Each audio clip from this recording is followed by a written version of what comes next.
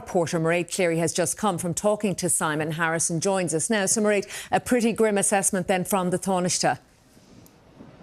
Yes, it certainly was, Colette, and arguably he seemed to be taking that threat from the US President, a 30% tariff if a deal is not made by August 1st, a bit more seriously than he was in previous conversations. Now, in a one-to-one interview with me this evening, the Tánaiste said that it is a dangerous and worrying moment in these negotiations and says that we are facing the biggest economic challenge since Donald Trump took up office again in January of this year. Now, although still optimistic that a deal can be made before that deadline, Simon Harris said that all goods entering the EU from the US facing a 30% tariff would radically change the relationship between both parties and would result in job losses here in Ireland. Here's a flavour of what he had to say earlier this afternoon.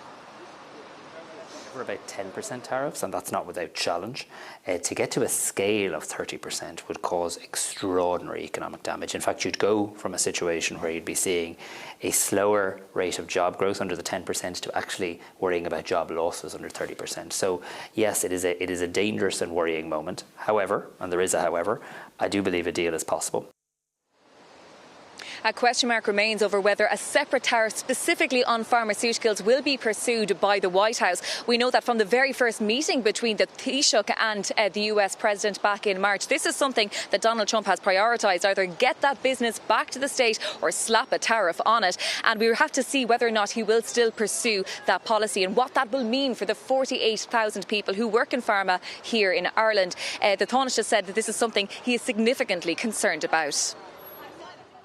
I think pharma is an area that genuinely is going to require huge vigilance. There is a significant concern in my mind in relation to this. The President of the United States has been clear insofar as wanting to do something in this space.